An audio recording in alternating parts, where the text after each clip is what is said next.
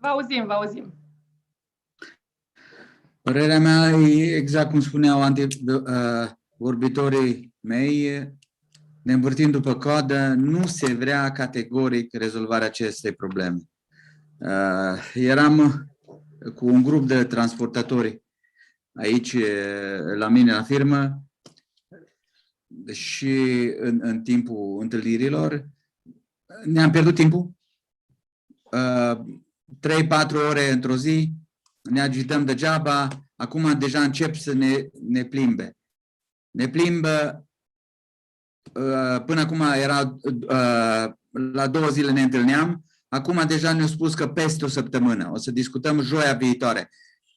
Nu o să facem nimic cu ei, e foarte clar. Dacă ar avea minimum de voință, s-ar putea rezolva. Ei vor să schimbe legea. Să schimbe legea și cam atât. Nu interesează problema noastră. Vor să-și rezolve ei problemele lor, iar în formula în care suntem, am putea primi mult mai ușor pachetul de mobilitate. Așa este. Care o să intre de anul viitor. Așa este. Augustin, care este părerea ta? Augustin, ești? Da, bună ziua tuturor. Eu am spus de la prima întâlnire a grupului de lucru că există 2 căi de urmat. 1. Dacă grupul de lucru concluzionează în comun ca și opinie că este nevoie de o modificare legislativă, trebuie să și indice acea modificare legislativă. Dacă grupul de lucru ajunge la concluzia că nu este nevoie de o modificare legislativă, este clar că în plan intern MF-ul cu ANAF-ul, cu ITM-ul după caz trebuie să-și clarifice aspectele în privința controlului pe care le efectuează la societățile de transport. Înțeleg că nu avem o concluzie comună.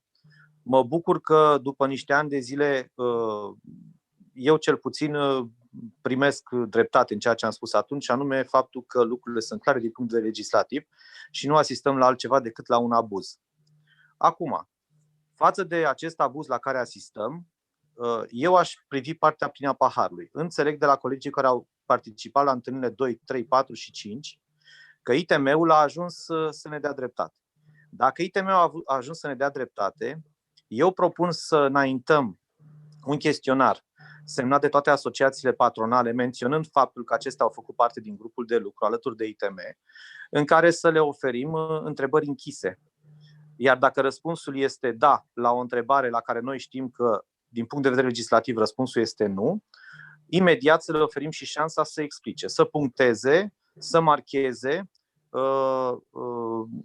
fișetul de reglementare, da, partea de reglementare, care îi conduce la concluzia că răspunsul este da și că se aplică în un anumit regim. Am dat un exemplu. Cred că am înțeles foarte bine colegii noștri consultanți și toți cei prezenți astăzi aici. Dacă răspunsul este nu, este clar că acel răspuns ne va ajuta mai departe în instanță sau chiar și în eventualitatea continuării dialogului. Asta pe de-o parte. La fel trebuie să facem și aceeași procedură, să o aplicăm și cu ANAF. Un set de întrebări într-un chestionar de tip închis, tocmai pentru a nu lăsa posibilitatea de a ne plimba prin Roma ca să ne întoarcem prin Paris, adică să ne dăm după cireși. În plus față de acest demers, eu aș recomanda să facem o scrisoare deschisă către toți operatorii de transport din România, pe care să o diseminăm atât pe canalele proprii asociațiilor, cât și prin intermediul presei, adică să o dăm și în presă, semnată la fel în comun de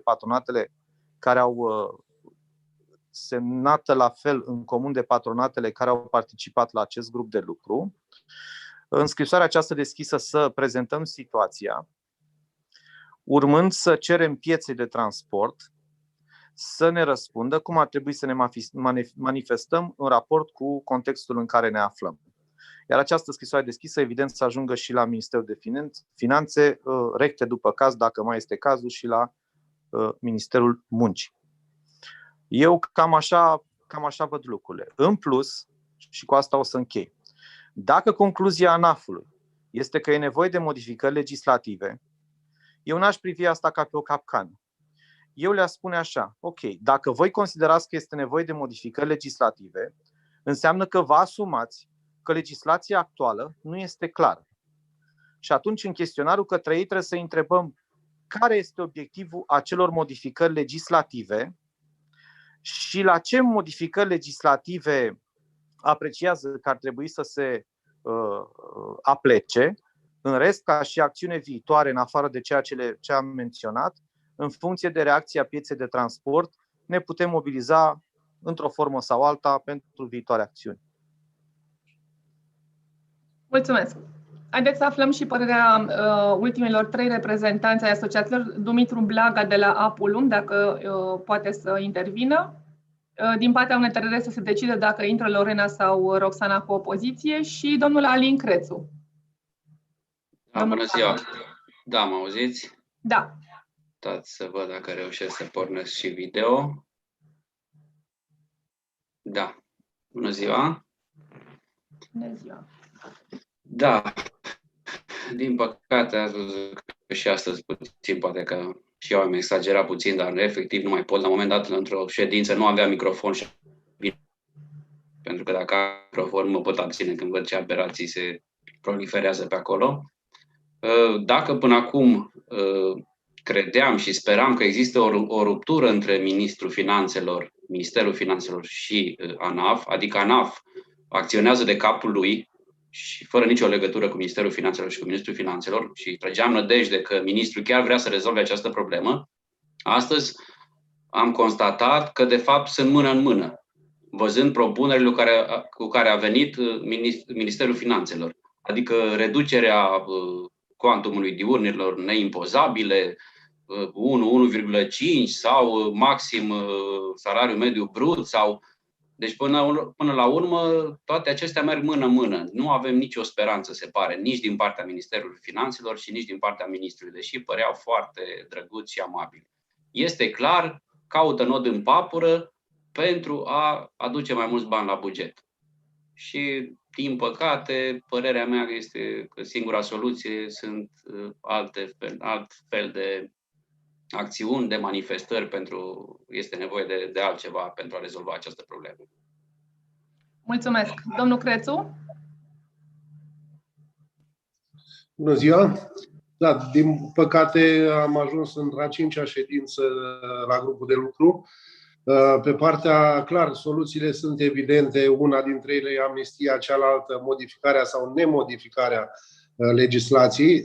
Am ajuns împreună cu toate asociațiile și consultanții noștri de specialitate. Am ajuns la concluzia că legislația nu trebuie schimbată, doar că trebuie interpretată corect, cum au interpretat-o și în cazurile discutate, care s-au judecat și au ajuns la Curtea de Apel,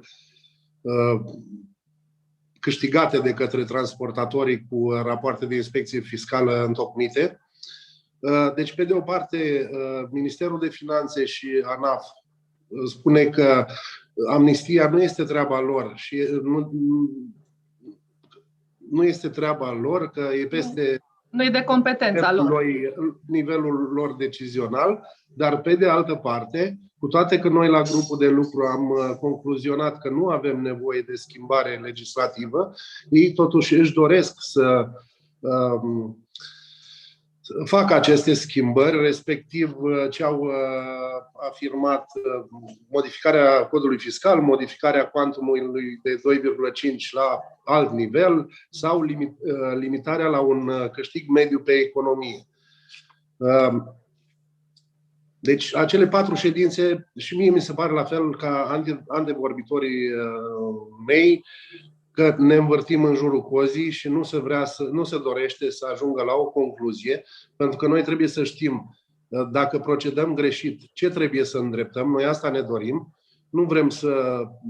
Nu avem atât de timp la dispoziție să facem 2 sau 3 ședințe la grupul de lucru în fiecare săptămână și să nu tragem concluzii. Deci am ajuns la concluzia când ne spune că noi suntem participanți din partea asociațiilor profesionale, din partea industriei la acest grup de lucru, dar ne-au spus clar că nu contează părerea noastră și nu ne dau socoteală la ce raport vor face către domnii ministri, respectiv domnul ministru de Finanțe și domnul ministru al Muncii.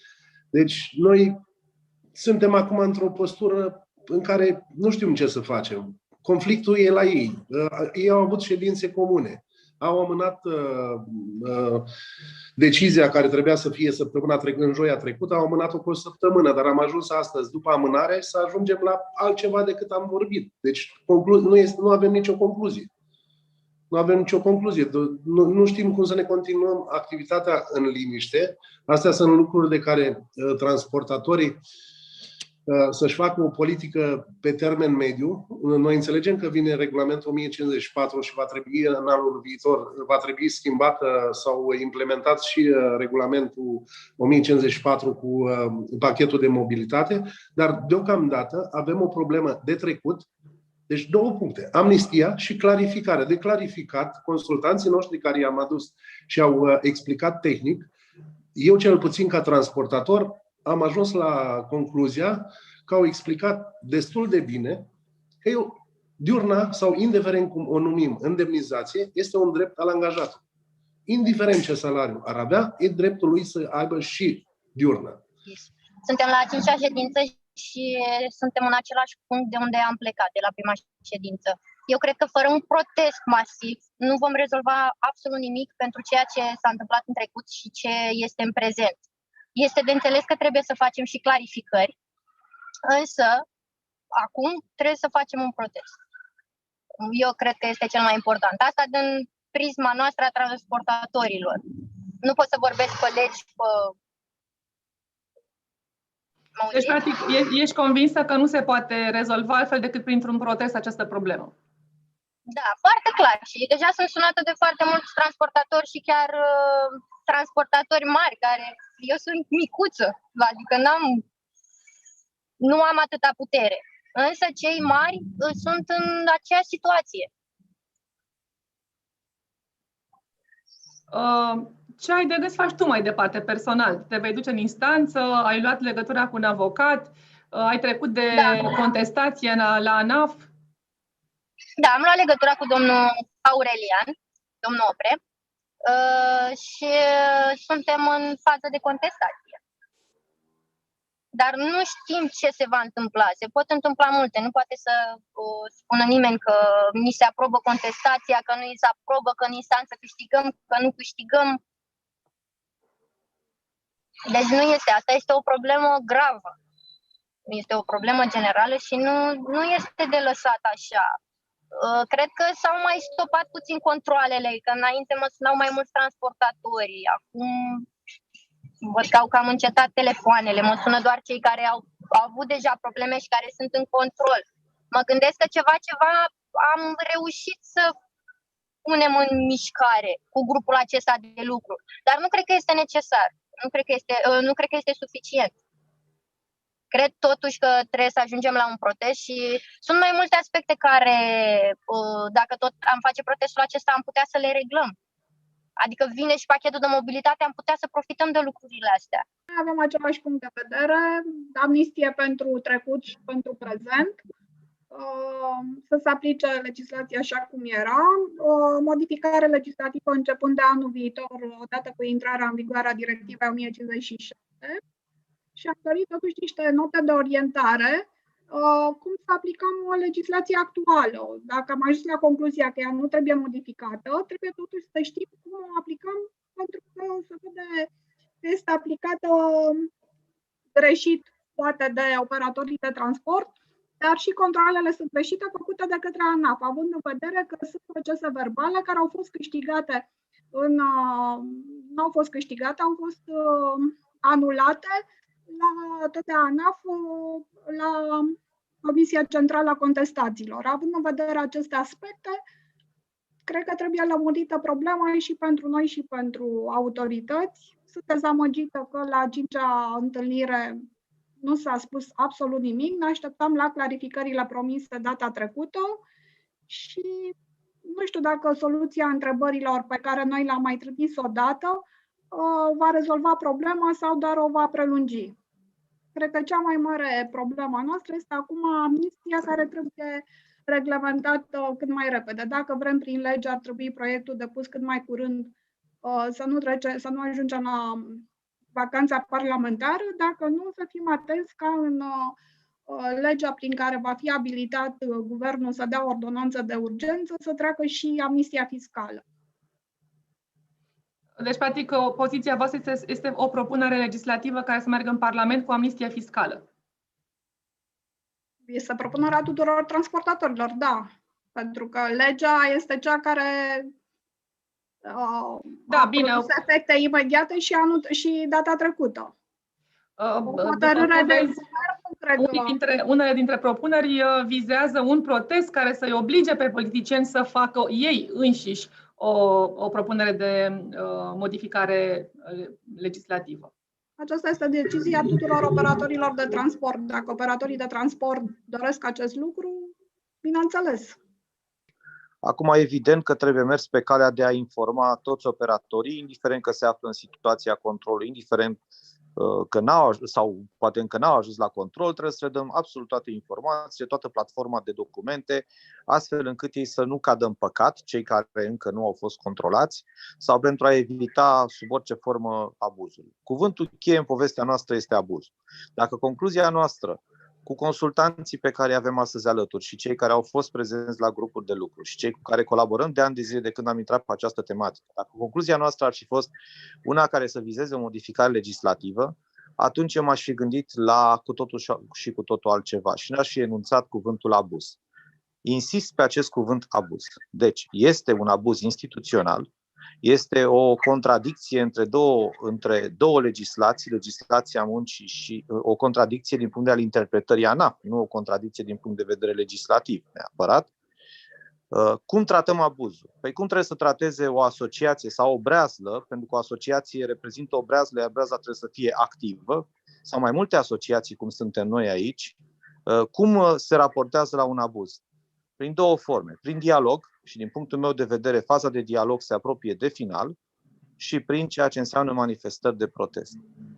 Tocmai de aceea insist că, dincolo de tot ceea ce s-a discutat, și susțin și eu că trebuie să ne îndreptăm cu documente, informații și așa mai departe, susțin către o piață de transport, susțin totodată că trebuie să facem acele două chestionare, capcanele aș numi, sper ca să rămână între noi această discuție, către ANAF și către ITM pentru a ne blinda pe viitor, dar și în raport instituțional, pentru a ne blinda cu chestiuni clare, scrise. Pentru că noi, în momentul de față, dacă suferim de ceva după 5 întâlniri, suferim că nu avem niciun document scris. Da? Asta este prima chestiune. Că prost rău am fi avut ceva scris de care să ne agățăm. Drept urmare, din punctul meu de vedere, trebuie să redactăm în sinteză o scrisoare care să fie opozabilă și presei, nu doar presei de specialitate familiarizată cu acest subiect, și să vedem dacă piața, în integralitatea ei sau în marea ei majoritate, susține o manifestare, după care să stabilim modul de a ne manifesta. Din punctul meu de vedere, ne îndreptăm către un protest în fața unui abuz, un protest îndreptățit. Avem șanse să-l facem odată la 30 de ani, să-l facem asumat, să-l facem toți, să-l facem bine, să-l facem cu cap, să-l facem deștept. Și totodată aș mai completa cu faptul că, așa cum spunea și colega mai devreme, colega Denisa, nu suntem doar în fața acestei problematici. Iată că de câteva săptămâni au început să iasă la iveală capcanele pentru piața de transport din planul de reziliență și redresare economică și vă dau doar o informație. Am calculat și pe transportul de marfă și pe transportul de pasageri, care cu siguranță s-ar alătura unui protest și știu de ce, n-ai rost să intrăm în detalii, au și ei problemele lor. În parte aceleași probleme și cu problemele de la transportul de marfă. Închid paranteza.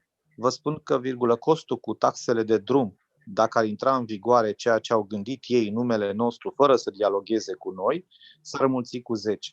Deci o simulare mie mi-arată că de la 1200 și ceva de euro astăzi, pentru 12 luni, o vinietă pentru România, se duce la peste 10.000 de euro.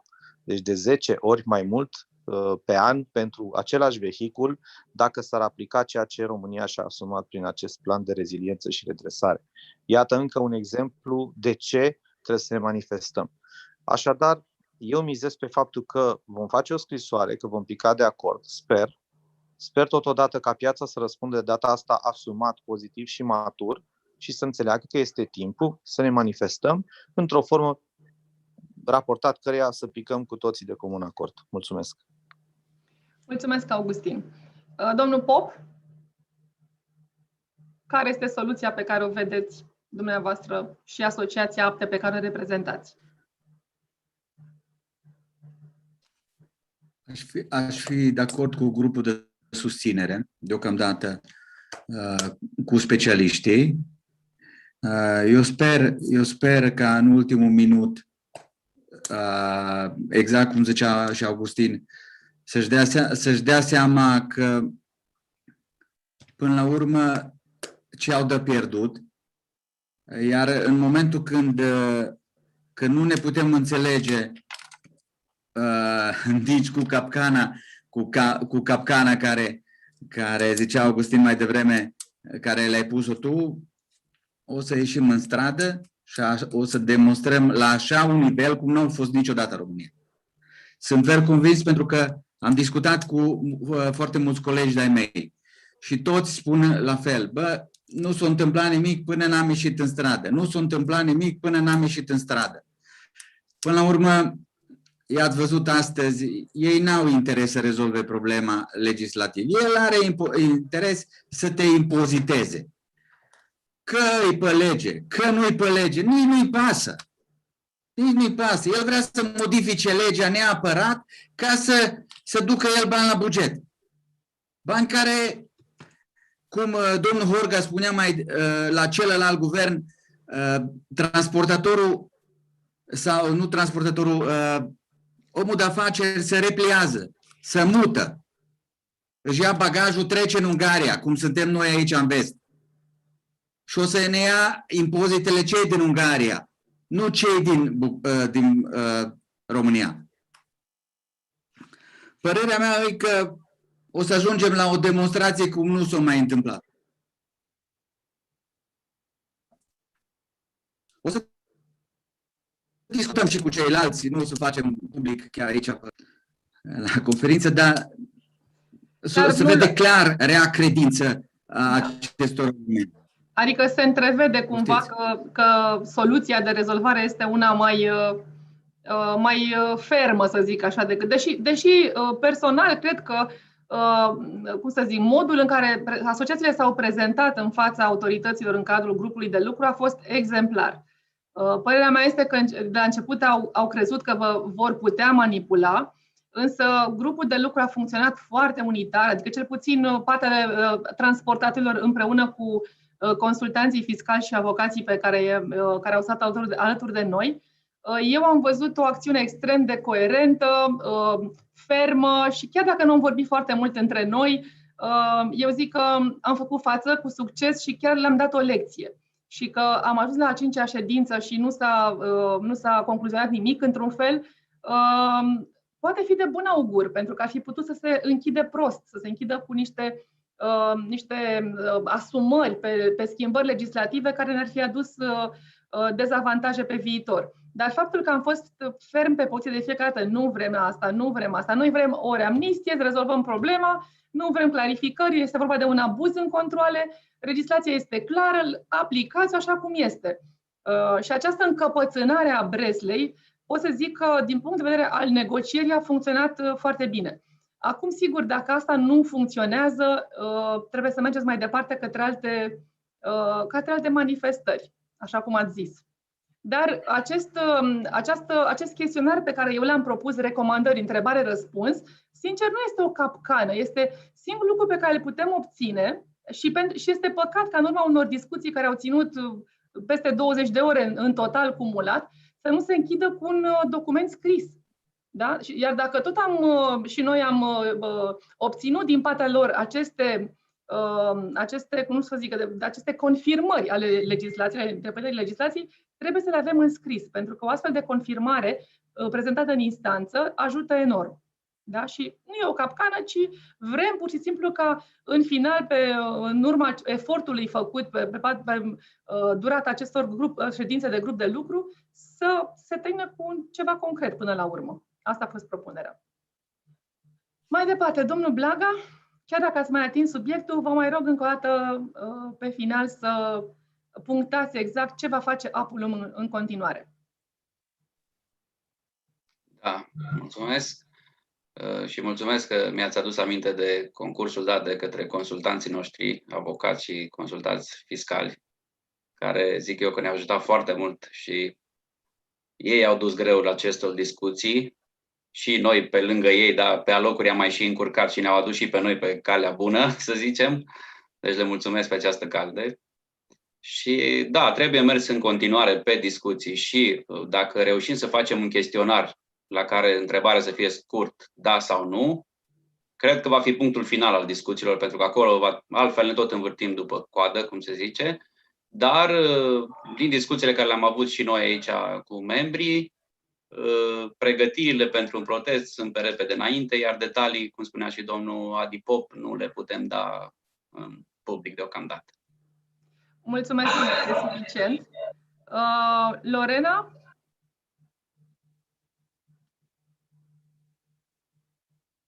Ai microfonul oprit.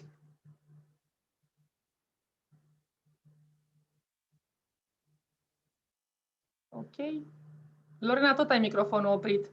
Domnul Crețu, dacă sunteți dumneavoastră pregătit, vă rog să interveniți până când rezolvă Lorena problema cu microfonul din nou. Da. Deci, după concluzia, ce vreau să adaug la cele spuse de colegii mei, asociațiile nu organizează ele protestele. Protestele sunt cerute de către transportatori din toată țara. Sunt fiecare dintre noi vorbim și primim telefoane. Transportatorii nu mai au răbdare. Nu mai au răbdarea, nu mai cred în promisiuni, nu mai așteaptă, nu mai speră mulți dintre ei o îndreptare, o reglementare într-un termen plauzibil. Și asta, repet, ce a spus și domnul Adi Pop, eu cu asociația pe care o reprezint sau în federația în care suntem membri, toți cer să facem un protest de amploare. Toți spun, pronunță un termen că a ajuns cuțitul la os. Deci că trăim într-o nesiguranță și nu ne putem desfășura activitatea curentă.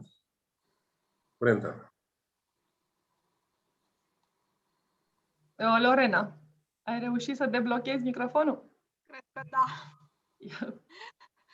Da, susținem ceea ce au spus colegii noștri și, într-adevăr, trebuie, în primul rând, să obținem de la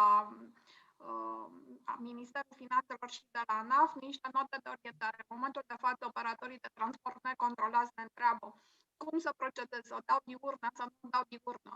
Da, aveți voie să dați diurnă, este neimpozabilă conform discuțiilor, dar există un prag unde vă încadrează la diurnă încadrată sau neîncadrată. Care este acel prag? Care sunt acele condiții?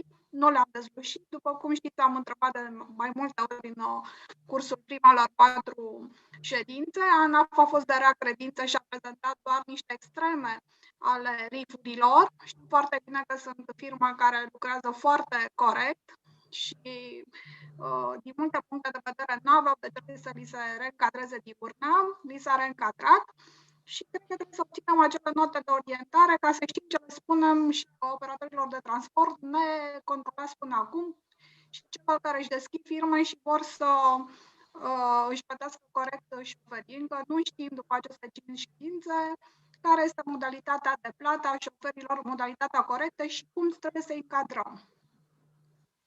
Deci, cred că aceasta este ținta. Mulțumesc frumos, Lorena. Cred că am aflat toate punctele de vedere. Denisa e singura care n-a mai vorbit, dar ea a fost din start pe poziție și a spus că protestul este unica soluție, un protest foarte ferm, este singura soluție la care pot apela transportatorii ca să rezolve această problemă. Poate că ar trebui să te întreb, Denisa, în final, pentru că tu ai făcut, să zic așa, fără să te jignesc, o tentativă de a face un protest.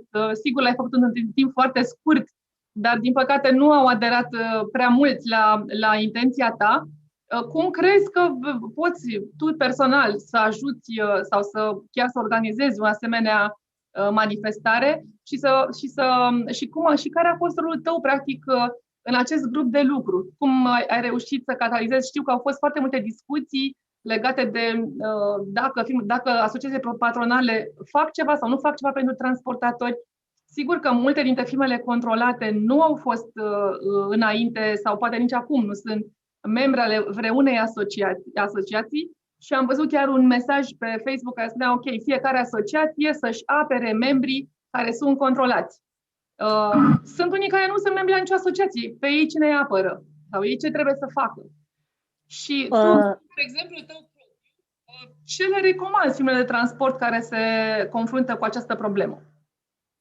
Protestul care l-am făcut eu a fost extraordinar de mic și fără asociații nu facem nimic. Eu am ajuns la concluzia asta după atâția ani.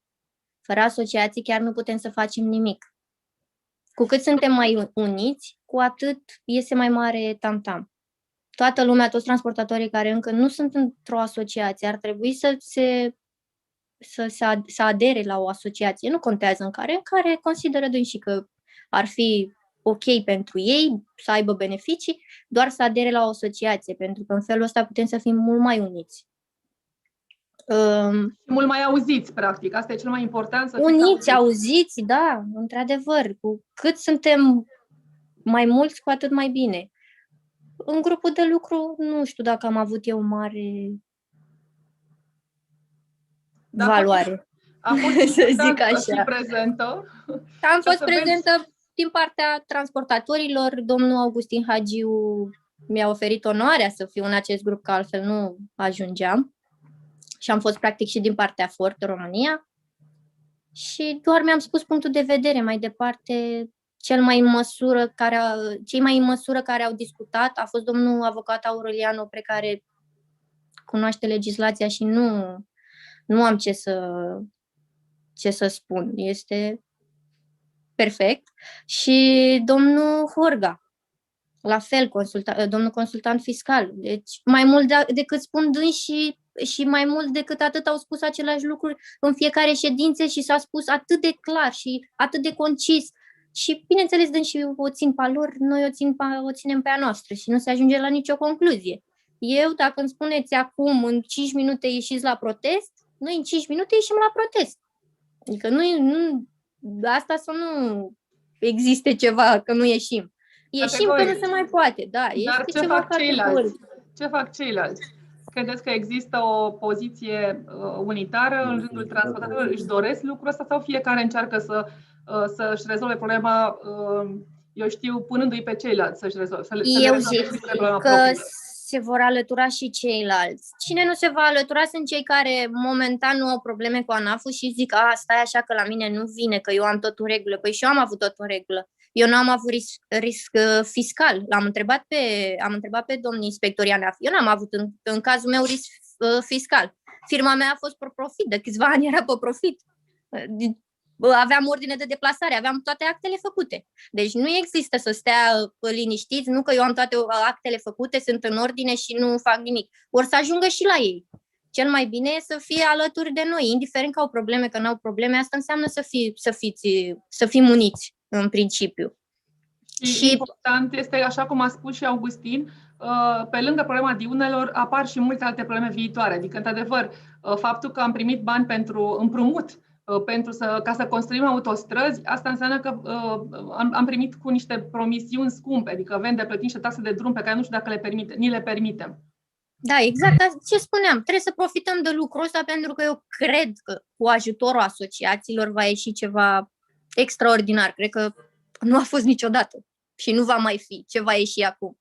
Pentru că s-au adunat mult prea multe probleme și când se va vedea lucrul ăsta și dacă și am văzut că mulți sunt, de fapt majoritatea asociațiilor sunt alături de transportatori, lucrul ăsta contează pentru transportatori. Problema e să facem într-un fel să înțeleagă și ceilalți transportatori care nu sunt în asociații că ar trebui să adere la aceste asociații, că până la urmă nu este o sumă mare cu care trebuie să adere, se poate adera și cu impozitul acela pe profit. Bine, eu nu înțelegeam lucrurile astea, ca să ne înțelegem. Chiar nu înțelegeam și îmi pare rău că n-am înțeles lucrurile astea. Probabil de asta ar trebui făcute mai multe ședințe, chiar de către asociații, să se înțeleagă lucrurile astea. Era bine dată și o lege, dar suntem în România.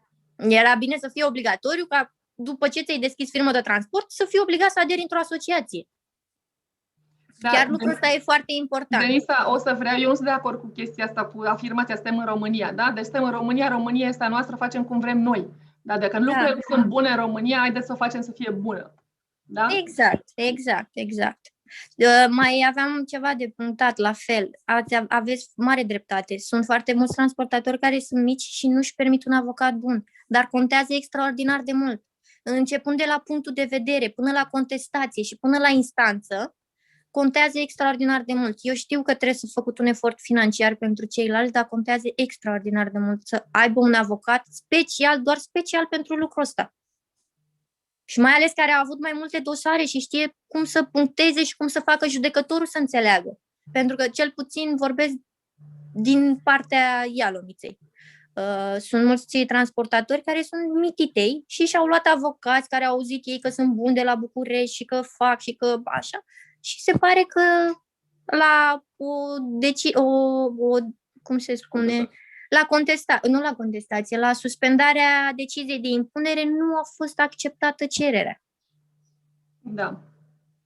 Într-adevăr, nu numai că nu trebuie să fii numai un avocat bun, ci trebuie să și cunoști un pic și procedura asta legată de ANAF și... Vedeți, ajungem iar. Dacă suntem într-o asociație, ne pot îndruma. Corect, așa este. Mulțumesc mult de tot. Eu cred că a fost destul de clar ceea ce era important să avem această discuție și noi am vrut să o facem de săptămâna trecută, chiar să anunțăm, pentru că prevedeam cumva că lucrurile nu se vor soluționa astăzi și că concluziile grupului de lucru nu vor veni. În locul concluziilor grupului de lucru ne-a fost comunicată intenția inițială și anume de a impozita cât mai mult din diurnă. Și dacă legislația actuală nu o permite, atunci planul este să se modifice legislația și să se găsească o cale pentru a le impozita. Așa că zarurile au fost aruncate, jocurile nu au fost încă făcute și rămâne decizia fiecăruia dacă vrea să depună un efort în rezolvarea acestei probleme sau nu.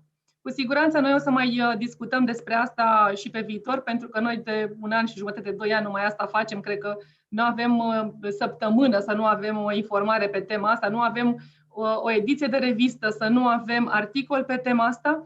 Am încercat să ajutăm cât de mult putem cu toată informația și cu aportul consultanților fiscali și avocaților pe care i-am găsit și care s-au oferit să ajute. Și de asemenea vreau să le mulțumesc celor doi, dar și lui Mihăiță Pui, care și el a avut rolul lui, chiar dacă uneori a mai deturnat discuție. Apropo, am uitat să vă spun că mi-a dat Mihăiță acum un mesaj și mi-a spus că a vorbit cu domnul Aurel Zegrean, care s-a declarat de acord să intervină și să ajute Breasla Transportatorilor în a delimita clar care este competența ANAF și competența Inspecției Muncii pe această problemă. Așa că vom vedea la următoarea ședință a grupului de lucru, se va alătura și domnul Zegrean grupului de lucru. Și încă o dată, deci începusem să le mulțumesc celor doi colaboratori, da, domnul Petrică Horga și domnul Aurelian Opre. Vă mulțumesc mult pentru timpul alocat acestui grup de lucru, pentru clarificările și explicațiile pe care le-ați făcut de atâtea ori în cadrul conferințelor noastre. Sper din tot sufletul ca cine are urechi de auzit să audă ceea ce am avut noi de comunicat în tot acest episod de explicare a problemelor legate de diurnă și lucrurile să evolueze spre bine și să avem o piață de transport în continuare competitivă și în 2022. Mulțumesc tuturor și să sperăm că venim cu vești bune peste câteva săptămâni. Mulțumesc! La revedere! La revedere! La revedere! La revedere, sănătate tuturor! La revedere!